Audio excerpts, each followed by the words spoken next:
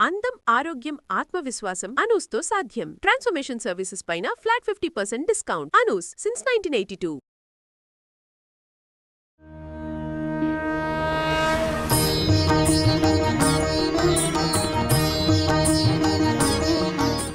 జై శ్రీమన్నారాయణ. ఈరోజు మూడవ పాసురం తెలుసుకుందాము. మొన్నటి రోజున జై శ్రీమన్నారాయణ, శ్రీమన్నారాయణ అనే నామాన్ని, తర్వాత రోజున క్షీరాబ్ధినాథుడు అన్న నామాన్ని స్మరించుకుంటూ ఈ 2 రోజులు మనం కూడా మార్గశిర మాసంలోకి అడుగు పెట్టేశాము. పాసురాల్ని వింటూ హాయిగా నేర్చుకుంటూ తెలుసుకుంటూ. మరి మూడో పాసురం గురించి మనతో మాట్లాడడానికి, మనకి అర్థమయ్యేటట్టు చెప్పడానికి మనతో ఉన్నారు వైష్ణవ సాంప్రదాయ ప్రచారకురాలు పద్మజ రామానుజదాస్ గారు. అమ్మ నమస్కారం.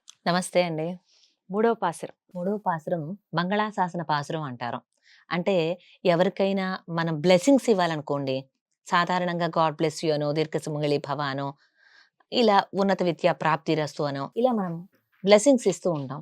బ్లెస్సింగ్ అంటే ఏంటి? వాళ్ళు మంగళంగా ఉండాలని ఆశాసనం చేయటం, ఎదుటి వారి బాగు కోరుకోవటాన్నే మంగళాశాసనం అంటారు.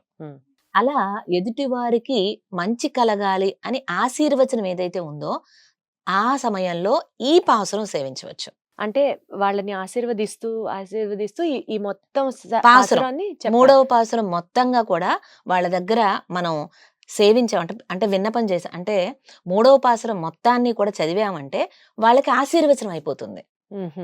అలా. అది ఏ మాసంలో అయినా చేయొచ్చు. ఎప్పుడైనా చేయొచ్చు. ఓకే. ఎప్పుడైనా ఎవరినైనా, చిన్న గాని పెద్ద గాని, మనకన్నా వయసులో పెద్దవాళ్ళని కూడా బాగుండాలని కోరుకోవటంలో వయసు తప్పులేదు నిమిత్తం కదా. లేదు. అవును. కాబట్టి ఎవరికైనా గాని ఈ పాసురం చదివి ఆశీర్వచనం అనేది చేయొచ్చు. దాన్నే మంగళాశాసనం అంటారు. మంగళాన్ని కోరుకోవటం అనేది ప్రతి ఒక్కళ్ళకి ఉండాలి. ఎదుటి వ్యక్తి బాగు కోరుకున్నటువంటి వాడే బాగుపడతాడు. కాబట్టి మంగళాశాసనం చేయటం మన స్వరూపం. ఆ సమయంలో ఈ పాసురం చేయటం విశేషం. కాబట్టి ఈ పాసురం నోటికి రావటం ముఖ్యం. అది అక్కడికి వెళ్ళి మరి పాసురంతో వాళ్ళకి మంగళాశాసనం చేయాలంటే మనకి వాళ్ళు నోటికి కూడా వచ్చి చక్కగా ఉండాలిగా. సంతోషిస్తారు. గాడ్ బ్లెస్ యూ నాన్న అనడం కన్నా ఆ, చక్కగా ఇంత పాసురం చదివితే దాని అర్థం వాళ్ళు తెలుసుకుంటే వాళ్ళకి ఇంకా సంతోషం ఉంటుంది. మరి అటువంటి మంగళాశాసన పాసురాన్ని ముందుగా అనుసంధానం చేసుకుందాం. ఓంగి ఉలగళంద ఉత్తమాన్ పేర్ పాడి நாங்கள் நம் பாவைக்கு சாத்து நீராடினால் தேங்கின்றி நாடெல்லாம் திங்கள் மும்மாறி பெய்து ஓங்கு பரம் சென்னலூடு கயலுகளா பூங்குவளை போதில் பொறுவண்டு கண்படுப்பா தேங்காதே புக்கிருந்த சீத்தமுலை பத்தி மாங்கா கொடன் நிறைக்கும் வள்ளல் பெரும் பசுக்கள் நீங்காத செல்வம் நிறைந்தேலோ రెంబావాయ్ ఆండాళ్ తిరువడిగలే శరణం. ఇది మూడవ పాసురం. ఈ పాసురంలో గోదమ్మ లోకక్షేమం కోరి తాను ఈ వ్రతాన్ని ఆచరిస్తున్నట్లుగా చెప్తున్నారు. తాను కృష్ణయ్యను ప్రేమిస్తుంది, కృష్ణయ్యని వివాహం ఆడాలనుకుంటుంది. అది మాత్రమే ఆమె ముఖ్య ఉద్దేశం కాదు. కాదమ్మా, అసలు అందరినీ కలుపుకెళ్తారు, లోక కళ్యాణం కోసం ప్రార్థిస్తారు. అసలు అట్లా ఎట్లా ఉంటారో నాకు ఇప్పటికీ అర్థం అవ్వదు. అసలు ఈ మనిషికి కోరికలేనేమో. ఇప్పుడు గోదమ్మకే కోరిక ఉందిగా, ఎట్లా అయినా సరే కృష్ణయ్య చెంతకు చేరాలి, కృష్ణకి తన ప్రేమని అందించాలి, ఆయన ప్రేమ ఈవిడ పొందాలి, ఇదే కదా ఆవిడ కోరిక. మరి ఎంతసేపు అది చెప్పరే, ఎంతసేపు లోక కళ్యాణార్థం అని ఎలా ఉండగలరు అలాగా? ఎప్పుడైనా చూడండి, మనకు కావాలనుకున్నది పొందిన దానికన్నా ఎదుటి వ్యక్తికి మనం ఏదైనా ఇస్తే వారు ఆనందపడిన దాన్ని చూస్తే మనకి ఇంకా ఆనందం అనిపిస్తుంది. మనం కావాలనుకున్నది మనం పొందినప్పుడు అసలు అలాంటి పొందే వాళ్ళు ఈ ఆనందం రోజుల్లో కన్నా ఉంటారంటారా? ఉంటారండి ఖచ్చితంగా. లేకపోతే కలియుగం ఎప్పుడూ అంతరించిపోయి ఉండేది. కాకపోతే నామమాత్రంగా ఉండుంటారు. 100%లో ఒక 10% లేకపోతే ఒక 5% అన్నా అలాంటి వాళ్ళు ఉండబట్టే ఇది పుణ్యభూమి ఇంకా ఇలా మిగిలి ఉంది. అలా గోదమ్మ ఆనాడు మరి లేకపోతే ఎక్కడో పరమపదంలో ఉండి భోగాలను అనుభవించవలసినటువంటి ఆ భూమిదేవి తాయారే కదా ఈ లోకంలో గోదాదేవిగా అవతరించింది. మనం స్వామిని ఎలా చేరుకోవాలో నేర్పడం కోసం. తల్లియే ఖచ్చితంగా బిడ్డకి చక్కగా నేర్పగలుగుతుంది. అటువంటి తల్లిగా అవతరించింది గోదమ్మ. అందుకోసమే లోక కళ్యాణార్థంగా ఈ వ్రతం చేస్తున్నామని చెప్తున్నారు. ఎలా అంటే ఆనాడు వామనమూర్తిగా వచ్చి త్రివిక్రముడిగా ముల్లోకాలను కొలిచేటువంటి స్థాయికి పెరిగిపోయాడు స్వామి. ఇంతై ఇంతింతై వటుడింతై అన్నట్లుగా ముల్లోకాలను చీల్చుకుంటూ పెరిగిపోయాడు.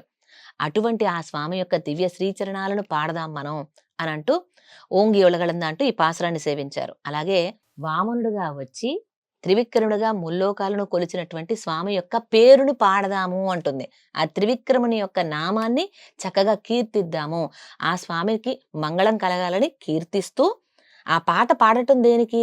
పాడడం వల్ల తనకేదో ప్రయోజనం అది కాదు. నోరున్నందుకు పాడడమే ప్రయోజనంగా పాడాలి. అలా ఆ స్వామి నామాన్ని పాడి, ఈ లోకం కోసం మనం వ్రతం చేస్తున్నాం. కానీ మన కోసం వ్రతం అనే మిషతో ఈ లోకమంతా సుభిక్షంగా ఉండాలని మనం చేస్తున్నాం. వ్రతం అనేది ఒక వంక. గోధుమకు కావాల్సిందేంటి? లోకం అంతా సంతోషంగా ఉండాలి. అందుకని వ్రతం అనే నెపంతో మనం ఈ వ్రతం చేస్తున్నాం. ఈ వ్రతానికి ఫలితంగా లోకమంతా పంటలు పండాలి. ఎలా పండాలో తెలుసా? ఉదయం విత్తితే మధ్యాహ్నానికి ఇలా చెయ్యి అడ్డు పెట్టుకొని తల పైకెత్తి చూడాలట. అబ్బబ్బబ్బబ్బా! అది పైకి వెళ్ళిపోవాలి ఆ చేను. అంతగా. ఇప్పుడు వామనుడుగా వచ్చి స్వామి చేతిలో జలం పడగానే అమాంతం పెరిగిపోయాడు. కొబ్బరికాయలో నీరెలా చేరిందో తెలియనట్లుగా కరిమింగిన వెలగపండు, ఏనుగు వెలగపండు మింగగానే అందులో ఎలా మాయమైపోతుందో తెలీదు. అలా విదిన్ ఫ్రాక్షన్ ఆఫ్ సెకండ్స్ అలా పెరిగిపోయాడు స్వామి. ఆ వామనుడు చేతిలో దానజలం పడగానే అమాంతం పెరిగిపోయాడు. అలాగే విత్తగానే చేలు అమాంతం పెరిగిపోవాలి అంటే లోకమంతా పాడి పంట సుభిక్షంగా ఉండాలి. నెలకు 3 వానలు పడాలి. అది కూడా ఎలా?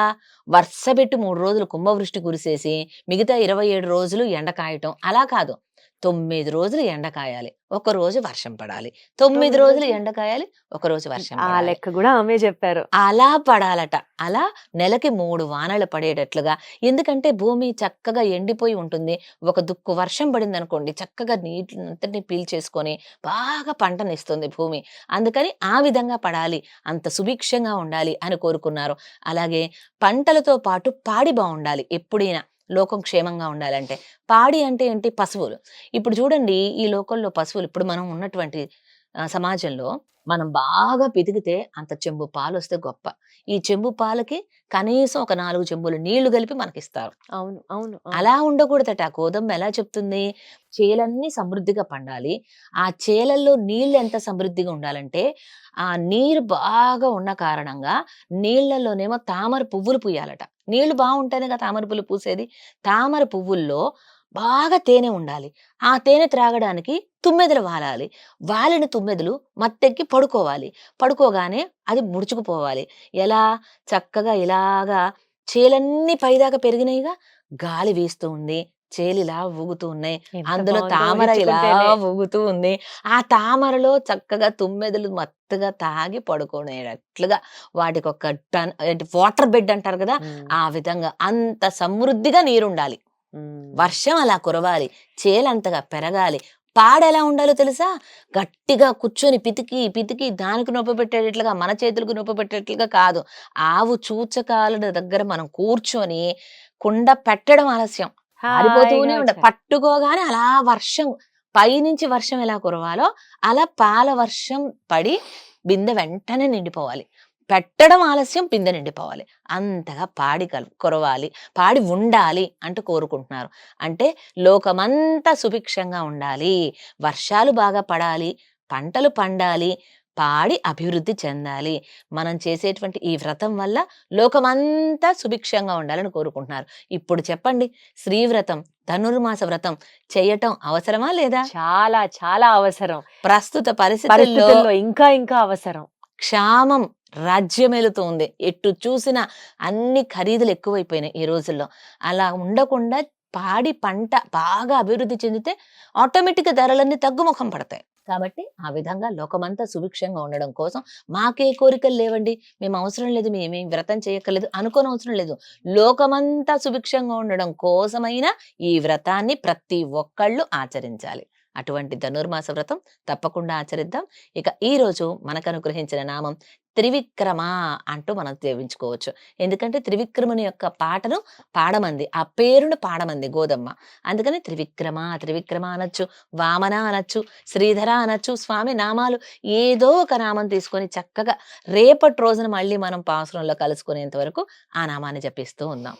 అంటే ఇది మంగళాశాసనాలు ఇంకొకరిని ఆశీర్వదించే సమయంలో ఎందుకు చెప్పాలా అన్న దానికి ఇప్పుడు అర్థమైంది చక్కగా. అంటే ఎదుటి వ్యక్తి కూడా ఇంత ఇంత సంతోషంగా ఉండాలి, సంతోషంగా ఉండాలి, సుఖంగా ఉండాలి, సమృద్ధిగా. సుభిక్షంగా ఉండాలి, సమృద్ధిగా ఉండాలి, సౌభాగ్యంతో ఉండాలి. ఇంకా అసలు లేనిది అంటూ జీవితంలో ఏం లేదు. అది కూడా ఏంటి, మన మంగళాశాసనాలు అందించే వాళ్ళు బాగుండాలి, వాళ్ళతో పాటు మన సమాజం అంతా బాగుండాలి, అందరం బాగుండాలి, అందులో మనం మనం ఉండాలి. ఉండాలి. అబ్బా ఎంత బాగుందో వింటుంటే. ధన్యవాదాలమ్మా, ధన్యవాదాలు. ఆండాళ్ తిరువడిగళే శరణం. తిరువడిగలే శరణం. సర్వం శ్రీకృష్ణార్పణమస్తు.